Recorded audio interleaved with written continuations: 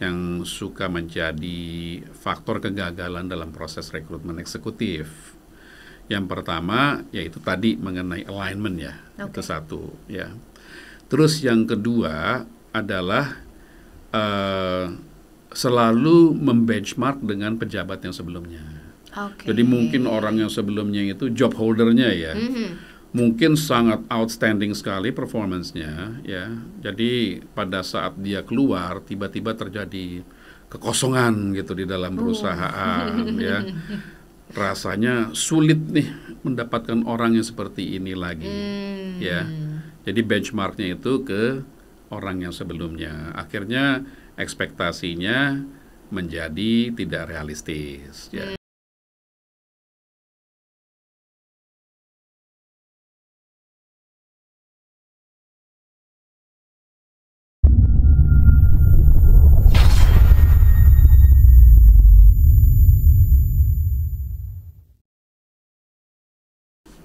Halo Sobat Dunia Pro, balik lagi nih sama Dunia Pro episode terbaru. Jadi hari ini kita agak beda nih ya kondisinya nih ya. Yang biasanya jadi host agak di switch nih. Hari ini kita jadi narasumber gitu ya, karena kita bakal ngobrol-ngobrol banyak gitu ya lagi sama Pak Henrico mengenai hal-hal yang pastinya belum dibahas sih sebelum-sebelumnya gitu. Jadi langsung aja saya kenalin dulu lagi dan lagi host kesayangan Dunia Pro, Pak Henrico. Halo. Gantian saya ngomongnya sekarang ya. Gantian. Selama ya, ini Pak. interview orang, sekarang saya ngomong. Gantian. Biar ada suasana ada baru. variasi. Betul. Biar denger juga nih point of view dari Pak Riko. Kan sebenarnya mungkin Sobat Dunia Pro nih ketika episode 1 masih banyak mungkin sebenarnya yang pengen dicari tahu gitu ya dari Pak Henrico, ditanya-tanya gitu ya. Cuma belum kesampaian karena waktunya udah habis. Gitu ya. Jadi mungkin bisa kita lanjutin nih di episode yang ini. Bisa jadi Nada juga jadi penggantinya, host pengganti. Seling-seling. Host cadangan. Sitting on the bench. Jadi ganti-gantian ada 2 host ya Pak. Iya. Thank you so Mau much. ngobrol Pak apa Riko. kita hari ini? Yes, kita mau ngobrolin mengenai masih mengenai dengan recruitment gitu ya, masih dengan executive recruitment. Pastinya Pak Henrico, tapi mungkin angle-nya kita geser dikit. Gitu ya. Jadi saya di sini pengen tahu juga banyak hal mengenai hal-hal yang mungkin datang dari sisi klien gitu ya, dan juga cara kita sebagai executive recruitment untuk handle that things gitu ya, managing the expectations gitu ya, dan lain sebagainya dari sana gitu. Oke. Tapi saya mau tanya dulu nih ke Pak Henrico. Pak Henrico, biasanya ketika klien datang nih gitu ya dengan kebutuhan untuk hiring executive level gitu ya, biasanya tuh awalnya kebutuhannya tuh bentuknya datang dari mana sih Pak? Karena kan pasti mereka punya talent dari dalam dong gitu ya, mereka punya internal talents juga gitu yang pasti mereka grow gitu ya, mereka grew gitu dari dalam.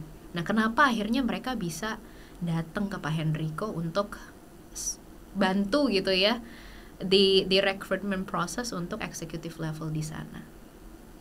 Biasanya paling utama sih setelah dicari di dalam nggak ada. Itu udah pasti yang itu pertama. Udah pasti. Karena prinsipnya namanya perusahaan, apalagi perusahaan besar, mereka yang menjalankan human resources development dan human resources management yang secara benar, ya, dalam tanda kutip, mereka pasti akan berusaha untuk mempromosikan seseorang dari dalam. Karena itu memberi kesempatan kepada orang yang selama ini sudah berkarir bekerja di situ untuk naik level, naik jabatan, ya. Itu berarti akan menyisakan posisi kosong lagi yang bawahnya juga bisa ikut naik. Dan dari sudut pandang karyawan, mereka melihat bahwa di sini ada karir di perusahaan ini. Jadi perusahaan tidak serta-merta kalau setiap ada posisi di level senior mereka mencari keluar.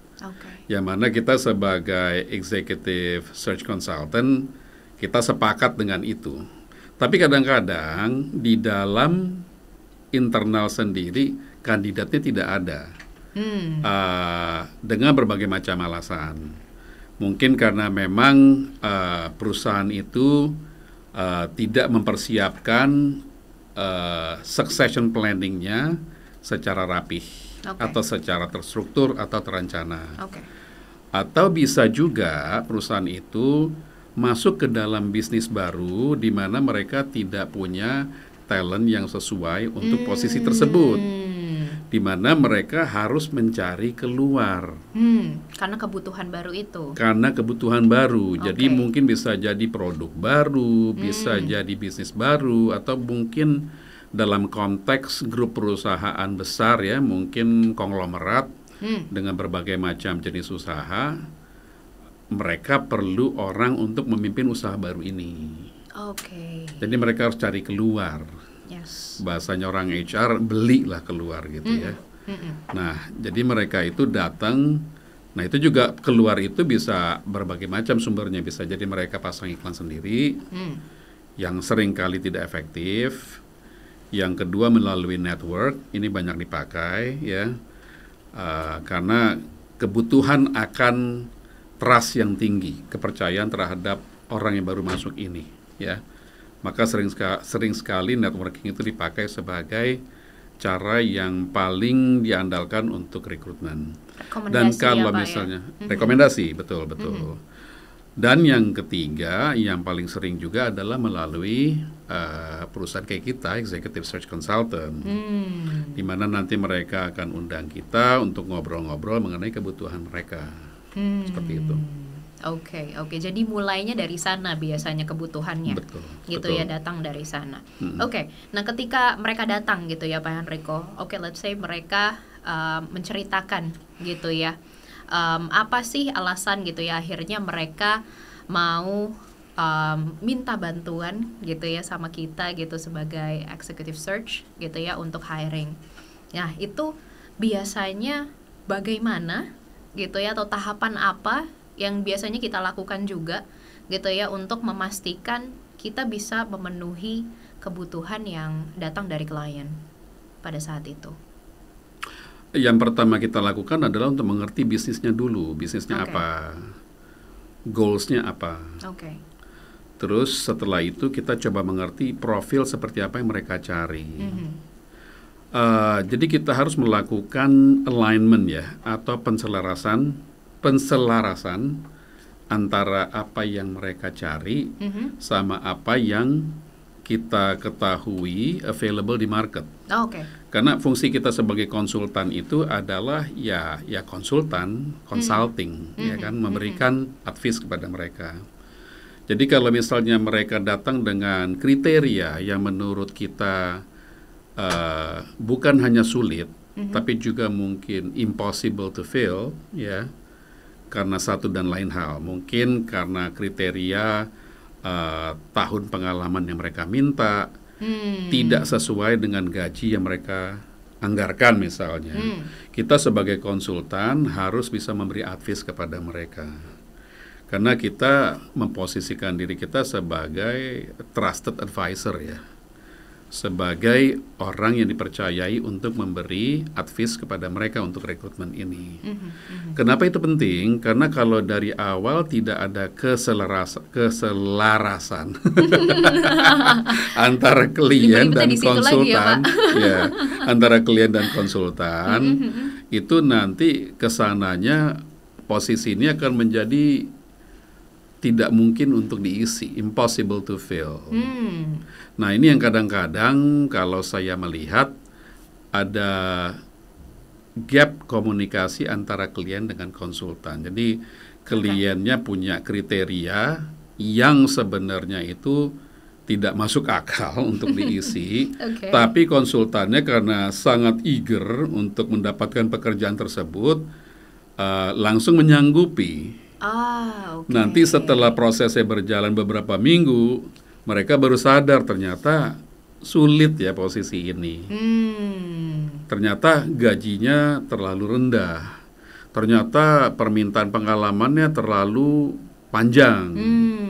Ternyata banyak lagi yang lain-lainnya gitu loh. Yang akhirnya jadi kliennya marah karena merasa kok kamu nggak bilang dari awal kalau nggak bisa gitu kan. Sementara konsultannya juga agak-agak depresi ya, agak stres Yes. ya, mendapat pekerjaan yang tidak bisa diisi. Jadi penyelarasan itu penting sekali dari awal ya. Jadi sama-sama sepakat bahwa ini adalah profil yang kita cari, ini adalah budget kita ya. Terus setelah itu, selain itu juga dari pihak konsultan harus mengerti internal stakeholders-nya itu siapa aja di dalam. Ya, jadi mereka yang mempunyai kepentingan untuk proses rekrutmen ini. Karena kadang-kadang, apalagi di dalam bisnis baru, perusahaan baru, ya, kadang-kadang dari pihak klien sendiri, antara hiring manager dengan pejabat-pejabat lain itu belum 100% sepakat akan apa yang dicari. Namanya juga bisnis baru kan. Yes. Kalau misalnya replacement itu lebih mudah karena sudah pernah ada orangnya sebelumnya dulu, ya kan? Sudah ada benchmarknya dulu. Sudah gitu ada benchmarknya, Okay. sudah ada contoh suksesnya atau contoh kegagalannya. Tapi kalau misalnya ini adalah bisnis baru atau produk baru, seringkali klien itu juga masih menebak-nebak apa yang dicari. Jadi mereka tuh juga antara A, B, C, D, biasa ya dalam satu rekrutmen itu kan pembuat keputusan itu ada hiring manager yang persis di atasnya, terus ada lagi pejabat-pejabat lain ya. Jadi kalau misalnya kita bicara, contoh gampangnya kalau kita cari misalnya general manager, satu level di bawah direktur, yang membuat keputusan itu pasti semua direktur akan ikut terlibat untuk interview, sampai dengan level presiden direktur, bahkan sampai dengan level komisaris. Nah mereka ini harus sepakat dulu apa yang mereka cari. Kalau mereka belum sepakat, yang ada nanti pada saat konsultan yang mengirimkan kandidat ya, yang 3 setuju 1 enggak, yang 2 setuju 2 lagi enggak gitu loh. Bukan karena masalah kandidatnya bagus atau tidak, karena mereka punya ide yang berbeda untuk posisi ini. Jadi harus satu orangnya otak seperti dulu, apa gitu ya? Bukan orangnya ya, sorry. Posisinya itu seperti apa, terus tanggung jawabnya apa, key performance indicatorsnya apa saja, mereka itu belum sepakat 100%. Ya. Terus juga dari segi anggaran, budget untuk penggajian, mereka juga harus sepakat dulu. Ya. Dari situ baru konsultan bisa mulai bekerja. Oke. Jadi setelah semua bentuk kesepakatan telah muncul gitu ya dari kedua belah pihak, even dari internal tim member sendiri gitu yang ada di dalam company client gitu ya, itu juga jadi hal yang penting gitu ya. Bahkan berarti saya lihat juga dari jawaban Pak Riko tadi, berarti memang kesiapan dari kita juga gitu ya untuk ketemu sama klien gitu ya, untuk giving the advice gitu ya, itu juga harus lumayan matang gitu ya, sangat matang kalau bisa gitu ya, karena ketika mereka datang ke kita kan pasti mereka butuh dibantu di mana butuh guidance juga gitu ya, di mana kata Pak Riko tadi mungkin ini bisnis baru bisa jadi gitu ya untuk mereka yang di mana mereka belum punya nih orangnya dan belum pernah tahu mungkin orang seperti apa yang sesuai gitu ya. Jadi kesiapan kita untuk really covering the people in the market gitu ya, itu juga penting gitu ya. Betul. Okay. Ya syukur-syukur kalau konsultan memang sudah punya pengalaman di industri itu lebih bagus lagi. Itu lebih menolong. Tapi bisa dibayangkan kliennya baru di bisnis itu, konsultannya juga baru di bisnis itu, dua-duanya akhirnya sama-sama loss. Akhirnya jadi the blind leading the blind, akhirnya seperti itu jadinya gitu. Jadi itu yang harus dihindarkan. I see. Oke. Tapi ketika proses sudah berjalan gitu ya Pak Riko, berarti kan nanti ketika sudah bertemu gitu ya, udah ngobrol, pasti kan nanti di tengah-tengah suka tetap ada gitu ya obstacle yang muncul gitu ya Pak Henrico ketika proses hiring sudah berjalan. Atau mungkin saya juga pengen tahu gitu ya, suka ada request unik nggak sih Pak Henrico selama Pak Henrico hiring gitu ya for executive level gitu ya, ada nggak satu request yang mungkin untuk industri baru or anything gitu yang ini muncul dari klien gitu ya, dan how you handle it gitu ya ketika itu muncul? Kalau request tuh banyak sekali ya, contohnya macam-macam. Mungkin saya nggak bisa sebutin satu-satu di sini, tapi mungkin melanjutkan yang tadi saya bilang mengenai alignment, keselarasan tadi. Kalau misalnya tidak tercapai keselarasan itu, salah satu contohnya nanti masalahnya muncul pada saat proses interview. Jadi mereka sudah terima CV dari konsultannya, terus mereka interview. Let's say misalnya ada 5 orang yang interview kandidat ini. Karena mereka tidak punya keselarasan, mereka belum align nih, mereka punya apa? Punya kriteria. Pada saat proses interview selesai, dari 5 orang, yang 3 merasa bahwa orang ini cocok, yang 2 lagi merasa nggak cocok gitu. Karena kadang-kadang bukan karena background dari kandidatnya, karena kalau background dari kandidatnya kan mereka sudah bisa lihat dari CV. Tapi karena mereka punya different interpretation, jadi interpretasi yang berbeda untuk posisi ini. Jadi sekali lagi keselarasan itu penting sekali gitu loh.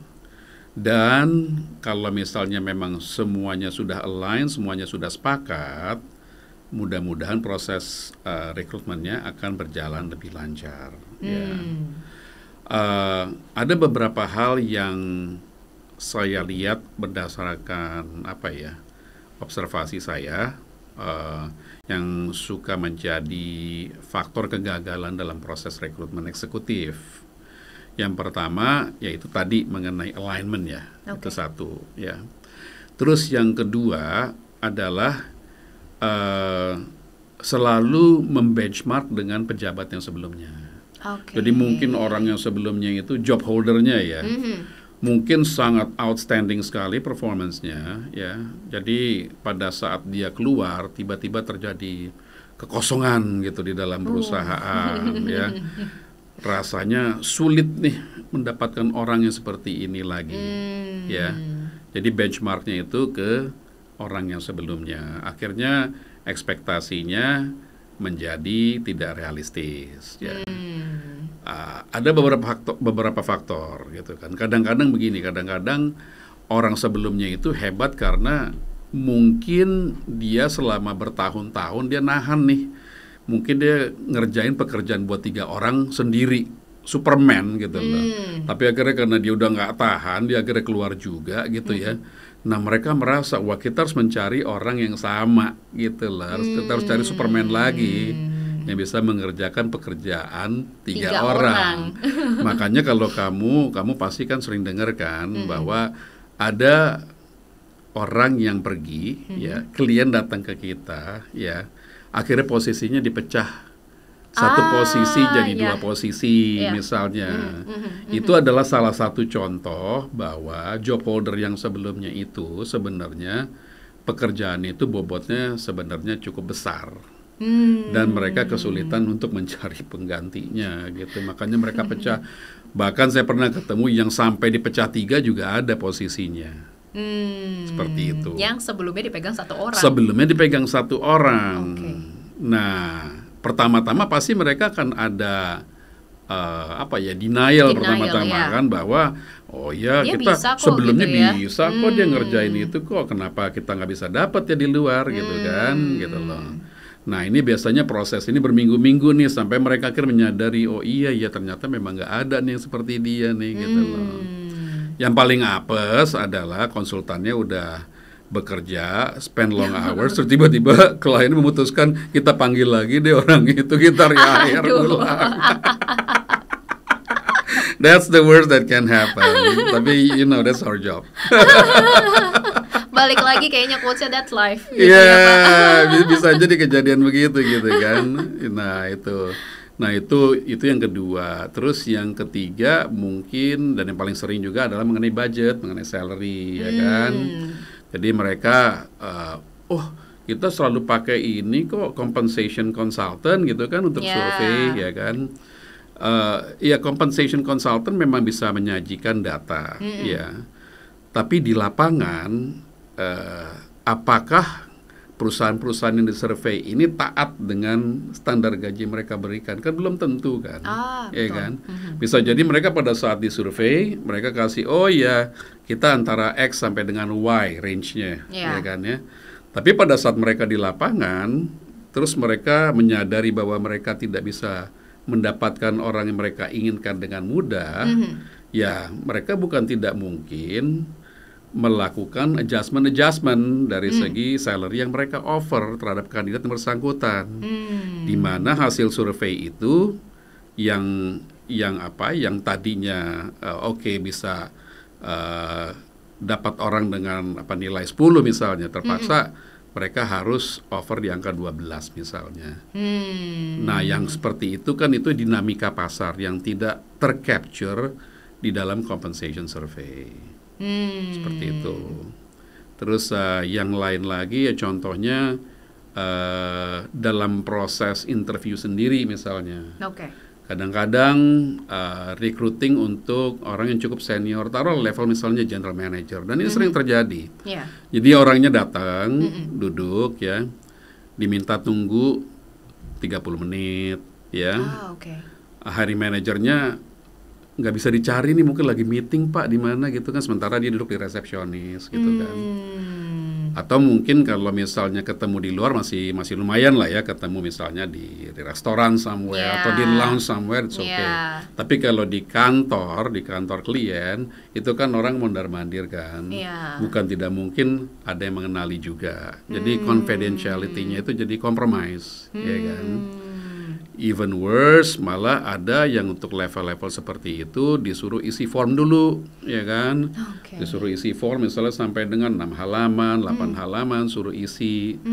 Kalau misalnya orang ini tidak aktif mencari kerja, dia adalah passive job seeker, bukan tidak mungkin dia akan mundur, jadi dia taruh formnya, nanti deh saya pertimbangkan dulu, terus dia pergi gitu kan. Sementara headhunternya kan sudah spend waktu untuk persuade orang yang passive job seeker ini untuk datang untuk interview, seperti itu. Nah, inilah dinamika dalam proses rekrutmen yang saya lihat kalau di banyak perusahaan masih banyak yang belum memahami dinamikanya gitu loh. Bahwa orang-orang ini mereka itu adalah passive job seeker yang mereka datang karena kita bujuk untuk datang, untuk mereka explore the opportunity gitu kan. Kan kita selalu kan bilangnya sama mereka begitu kan. Kalau Anda tidak mendengar apa yang available di market, ya kan, kemungkinan besar nanti pada saat Anda butuh pekerjaan gitu kan, Anda juga nggak tahu market Anda berapa nilainya gitu kan. Terus nothing tulus kan, maksudnya ketemu sama klien gitu kan. Dari klien juga kan nggak ada garansi bahwa mereka akan offer pekerjaan itu ke mereka, kandidat. Jadi kandidat juga jangan GR gitu kan. Belum apa-apa ditelepon sama headhunter terus bilang, oh saya dapat offer nih. Itu bukan dapat offer namanya, itu dipanggil interview.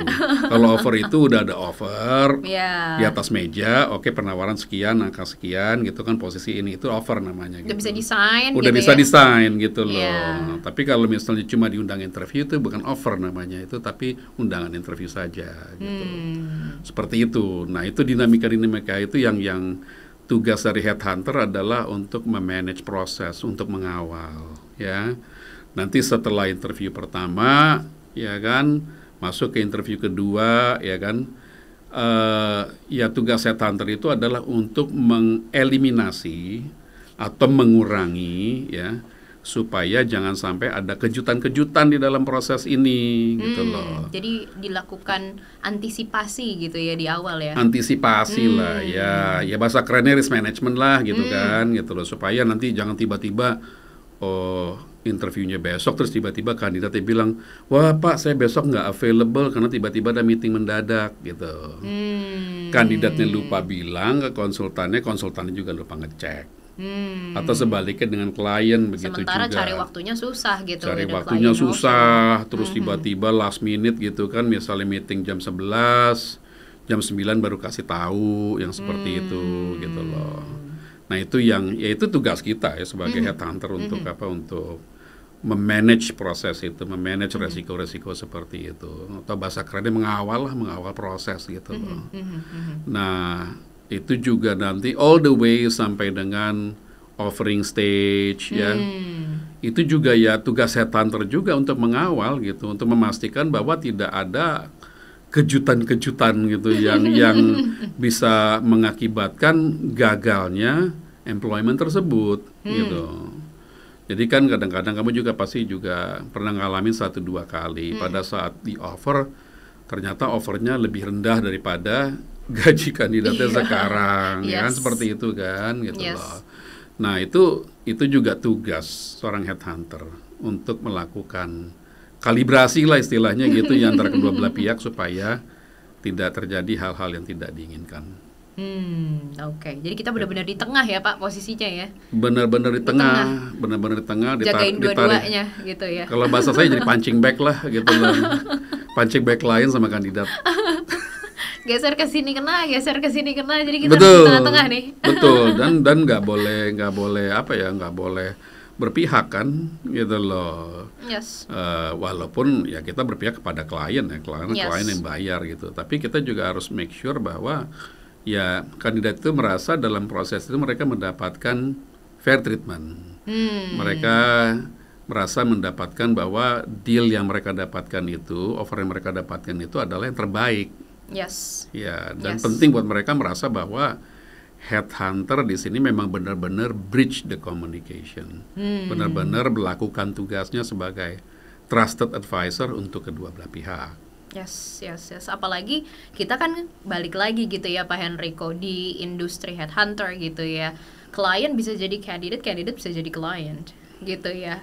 Kita will never know gitu ya. Ketika mungkin kita manage keduanya dengan baik gitu ya, ya kita berada di tengah gitu ya. Seperti yang Pak Henrico tadi bilang, kita tidak memihak berlebih gitu ya ke salah satu, jadi kita juga bisa menjaga relationship-nya dengan kedua belah pihak dengan lebih baik. Ya, dan kita memang maksudnya kita tuh agak berbeda sama football agent gitu kan. Kalau football agent kan seperti Cristiano Ronaldo itu punya agent yang dia sudah bekerja sama sudah puluhan tahun, ya, belasan tahun lah, bukan puluhan tahun ya.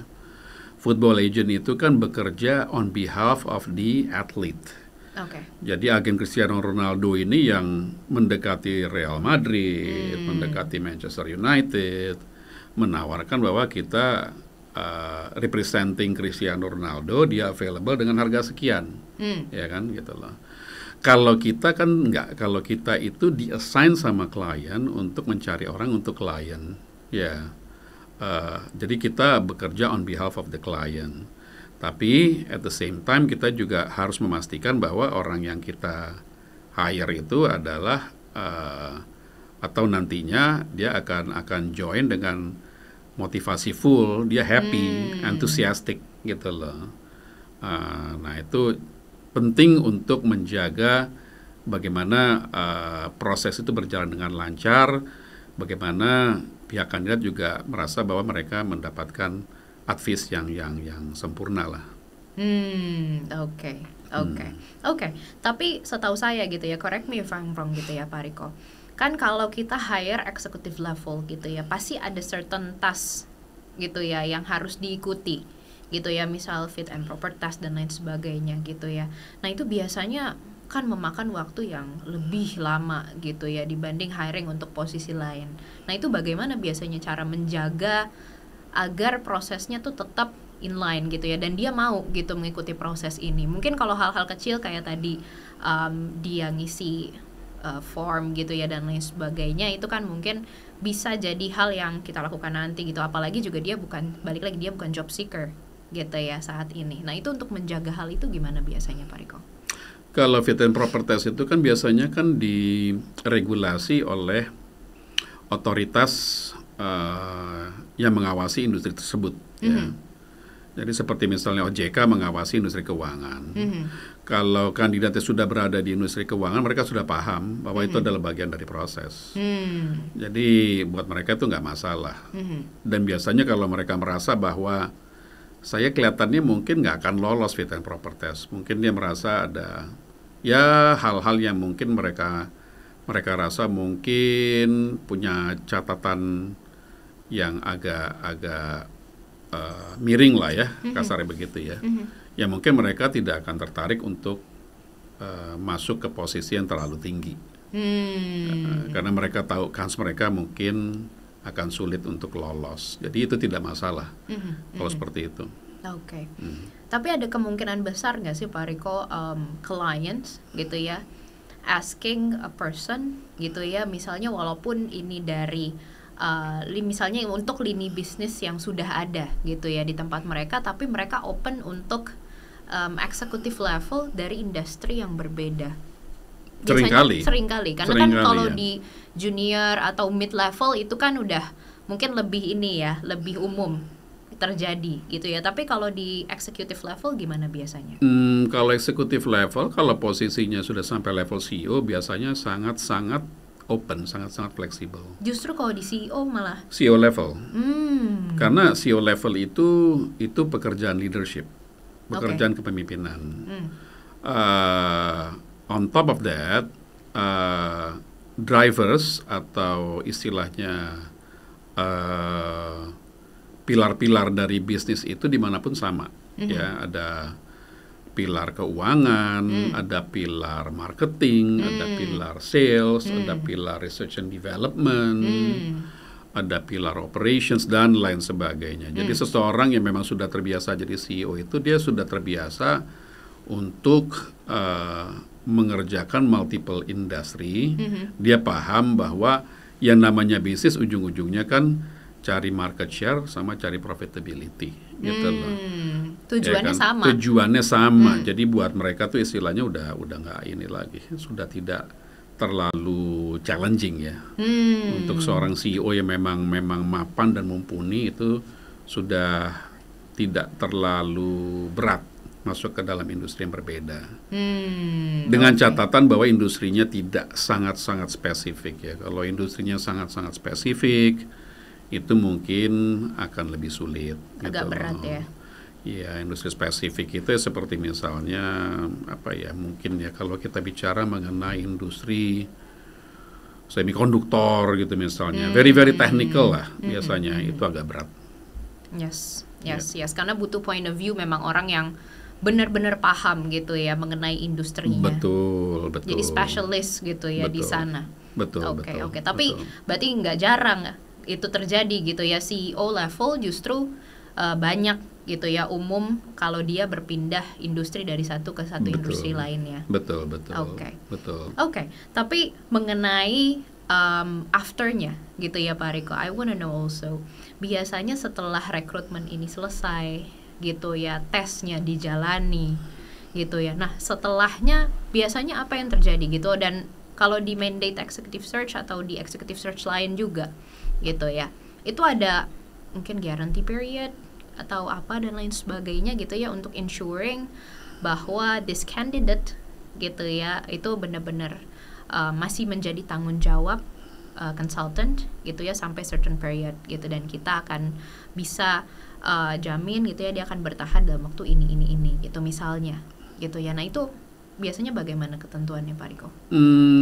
Ada guarantee period itu pasti, karena kita menjaga bahwa ada kemungkinan bahwa adanya ketidakcocokan dalam masa guarantee itu. Kalau memang misalnya kandidatnya mengundurkan diri, kita carikan gantinya. Atau misalnya perusahaan merasa bahwa ini orang nggak cocok, jadi mereka sebelum probation period mereka berhentikan. Nah itu kita carikan. Ya. Tapi itu jarang terjadi ya, jarang terjadi. Kecuali ada situasi-situasi yang extraordinary, yang luar biasa ya. Ya mungkin pada saat mereka interview dua-duanya fail untuk membaca satu sama lain. Ternyata antara si kandidat sama hiring manajernya ternyata secara chemistry tidak cocok. Oke. Walaupun sangat jarang terjadi, karena untuk posisi-posisi senior biasanya dua-duanya itu melakukan reference checking. Jadi baik dari pihak perusahaan maupun dari pihak kandidatnya melakukan reference checking. Ini seperti apa perusahaannya, bosnya seperti apa, reputasinya seperti apa. Tapi tetap ada, tapi jarang sekali, tetap ada. Kadang-kadang ada kandidat yang keluar sebelum masa probation karena misalnya hal-hal yang simple ya sebenarnya kadang-kadang gitu loh. Jadi kayak misalnya saya pernah dengar ada yang komplain, saya kan dijanjikan ruangan kantor, tiba-tiba disuruh duduk di cubicle. Hal kecil ya sebenarnya. Hal kecil. Ya, kalau buat saya nggak masalah saya duduk di cubicle. Tapi buat some people gitu itu matters, it gitu matters ya. karena mereka kan harus handle hal-hal yang bersifat rahasia kan. Diskusi rahasia, dokumen-dokumen rahasia, jadi mereka perlu ruangan. Itu bisa trigger atau mungkin tidak dapat tempat parkir VIP misalnya gitu loh. Itu bisa kalau tidak di address dari awal ya, atau setelah ini menjadi isu tidak di address immediately, mulainya berarti kan udah nggak enak ya. Nah yang seperti itu ya memang ya kita lagi tugas kita untuk addressing itu gitu loh. Concern seperti itu kita harus address. Sebagai headhunter itu we must not leave stones unturned gitu loh. Jadi semua batu tuh harus dibuka semuanya. Dalamnya ada apa nih? Satu-satu kita harus lihat nih masalahnya di mana, concernnya di mana. Oke. Berarti sebenarnya semakin senior posisinya gitu ya, sebenarnya semakin banyak juga faktor X dari luar, X dan Y gitu ya, atau Z dan lain sebagainya, yang sebenarnya atau faktor spouse, kadang-kadang istri atau suami setelah ngomong panjang lebar ternyata istrinya nggak setuju untuk pindah atau suaminya nggak setuju. Terus dia ya udah. Tapi suaminya maksain nih untuk ikut proses interview gitu kan. Itu juga pernah kejadian juga seperti itu. Gitu loh. Ternyata pas sudah di ujung-ujung, maaf Pak, istri saya nggak sepakat, nggak support, ya kan gitu loh. Ada yang seperti itu ada, gitu loh. Kita nggak bisa ngomong apa-apa juga gitu ya kalau dia udah bilang. Ya, baliknya tugas headhunter lagi untuk making sure bahwa itu nggak akan kejadian. Seperti itu. Oke. That's the interesting things gitu ya Pak. Sebenarnya ya saya lihat ya, semakin kesini semakin menarik gitu, karena balik lagi gitu ya, even hal-hal kecil yang kita nggak duga itu muncul terus gitu ya. Bahkan setelah berjalan prosesnya, even sampai di tahap akhir pun kita tuh harus tetap waspada gitu ya Pak. Kita harus benar-benar lihat kanan kiri depan belakang, apalagi nih yang belum kita antisipasi gitu ya faktornya. Oke. Itulah in summary bahwa headhunter itu kan pekerjaannya dealing sama manusia. Ya, namanya dealing sama manusia ya dinamikanya seperti itu.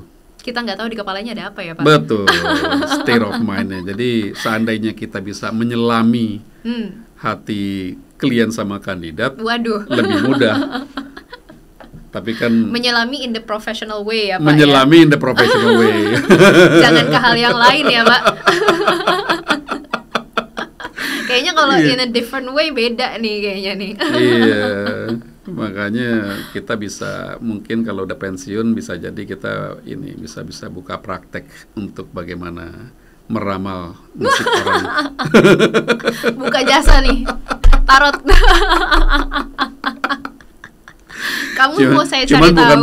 Bukan gitu pakai tarot. Oh, bukan pakai tarot kan. ya. Kalau itu kan musrik ya. Ini pakai CV, bacanya pakai CV. Oh, ya. karir yang cocok buat Anda adalah ini. Jadi ini ya Pak, profesi baru. Iya, betul. Oke. Tapi ngomong-ngomong pensiun ya Pak Riko ya, ada nggak sih Pak expertise gitu ya yang udah pensiun tapi balik lagi ke industri? Ada. Oh, ada juga? Ada. Ya, usia pensiun Indonesia itu kan terlalu muda ya. Kalau di luar negeri itu, Singapura itu kalau nggak salah 67 apa 70 ya. Jadi kalau di Indonesia itu memang ya sebenarnya orang bisa kerja lebih lama. Nah jadi pada saat mereka pensiun ya banyak juga yang masih dipakai gitu loh. Cuma ya perusahaan biasanya kan kalau udah pensiun gitu mereka udah nggak bisa gaji yang seperti pada saat standar mereka masih sebelum pensiun ya. Jadi mungkin ya dari segi gaji, mungkin dari segi jam kerja ya kan itu berkurang.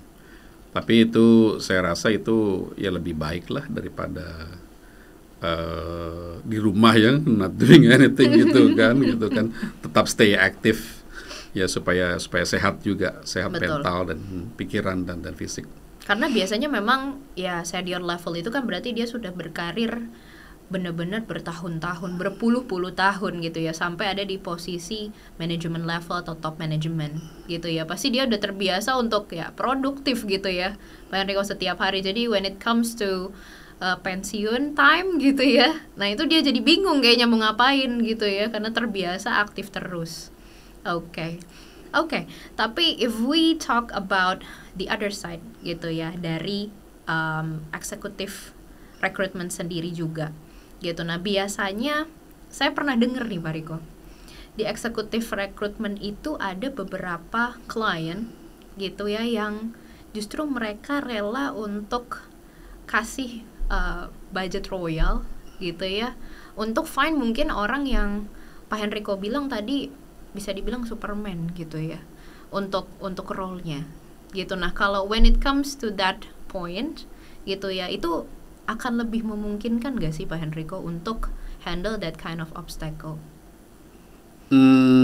Ya kalau gaji lebih tinggi itu akan membantu. Apalagi kalau orangnya jarang, ya kan, di dalam industri itu akan sangat membantu. Ya. Tapi kalau misalnya memang industrinya kecil, ya orangnya itu aja, ya mungkin tidak terlalu banyak membantu juga. Ya. Ujung-ujungnya gaji itu penting, tapi tidak menjadi satu-satunya faktor untuk orang pindah. Ada faktor chemistry, kenyamanan dengan hiring manager, faktor waktu kerja, dan sekarang setelah COVID kan bisa WFH apa tidak, dan lain sebagainya. Medical and hospitalization-nya generous apa tidak, ya kan? Ada training opportunity apa tidak, gitu kan? Cutinya berapa lama, gaji gede, tapi kalau cuti cuma 10 hari, orang banyak yang nggak mau loh. Itu aja juga jadi concern. Iya, itu cuti 10 hari, 12 hari, saya banyak ketemu perusahaan cutinya 12 hari gitu kan ya. Mau digaji gede juga, maksudnya ini kan orang juga udah senior itu biasanya kan duitnya udah banyak juga ya gitu loh.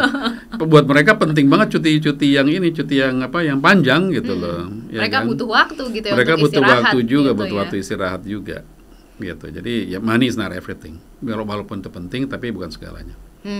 Oke. Bisa jadi faktor yang membantu gitu ya, tapi bisa juga tidak terlalu gitu ya, ketika when it comes to the people yang lebih concern gitu ya sebenarnya sama hal-hal lain di luar compensation. Betul.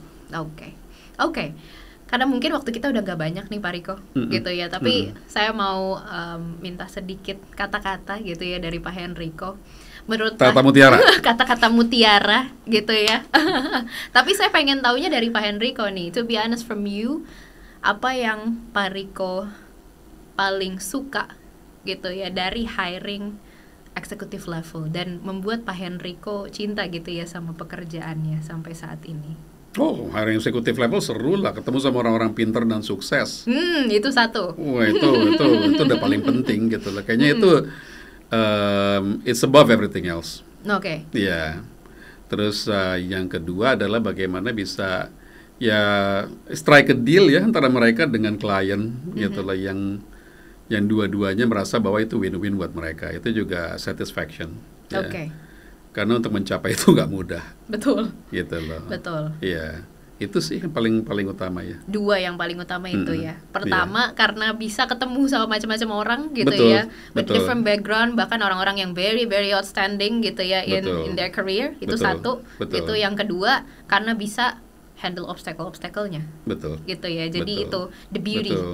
Betul. Dan itu juga seringkali gitu ya diingat sama mereka gitu kan. Saya ada beberapa teman yang sudah sampai posisi yang senior dan mereka selalu bilang, wah ini berkat lo nih bro gitu kan.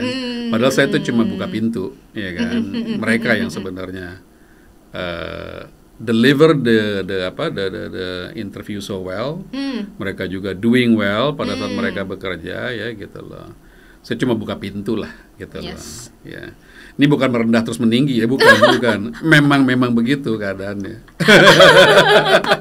Kita cuma buka opportunity. Yes. Tapi kan itu memang betul kesenangan. Tapi kita milihin betul, yang mana orangnya, betul. gitu. Dan kita bantu temenin gitu ya sampai betul. sampai selesai. Mengawal. Gitu ya. Oke. Oke, kalau gitu thank you so much Pak Riko untuk diskusi kita hari ini. Gitu ya. Hopefully kita akan terus ngobrolin banyak hal lagi. Jadi jangan lupa nonton Dunia Pro di episode selanjutnya. Bye bye. Same channel different topic. Bye bye. Oke, thank you. Thank you Pak Enrico.